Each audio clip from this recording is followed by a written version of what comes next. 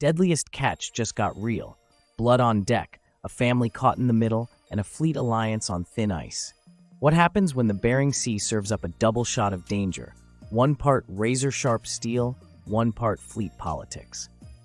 Tonight's new Deadliest Catch episode delivered exactly that. A bait knife accident aboard the Northwestern, and a whispered intel swap that could redraw the crab map. If you're posting your recap after the broadcast, here's the full download fans are already arguing about. What's real, what's TV, and what it all means next. Where the season stands, Season 21 has pushed the Hansons into new waters and new roles.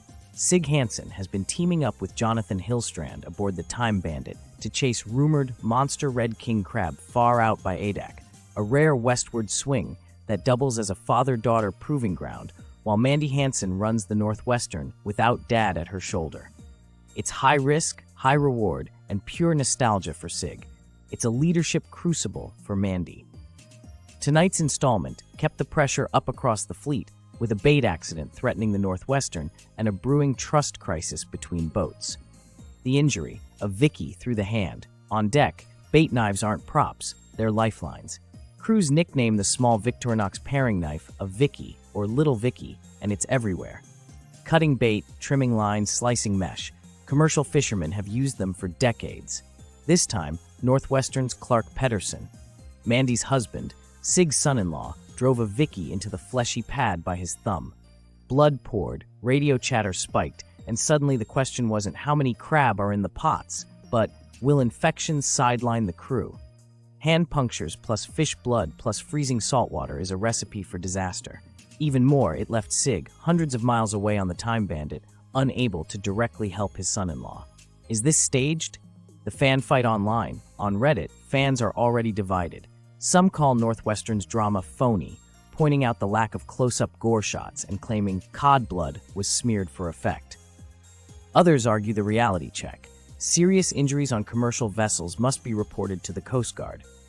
Faking an incident of this scale would risk more than TV ratings. It could risk careers and federal fines. The truth?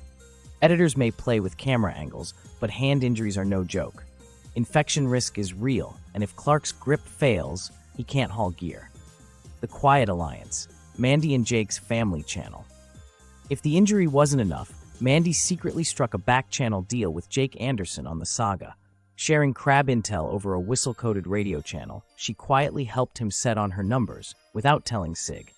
Sig's philosophy has always been, share broad areas, but never dial in. Mandy's gamble is clear, favors now equal favors later. But when Saga Pots popped up directly on Northwestern's line, tension boiled over. Was it teamwork or betrayal? What fans want to know, is Clark okay? His hand's fate depends on swelling and infection. If redness spreads up his arm, the Northwestern will have to turn for port. Why did Mandy take the risk? She's trying to prove her independence and build alliances, but fans are split. Some admire her tactical mind, others call it reckless. What about Sig? Out west with Jonathan, Sig is chasing the Adak gamble. If it pays off, it could be one of the biggest hauls in years, but his absence on the Northwestern may cost him control at home. What's next?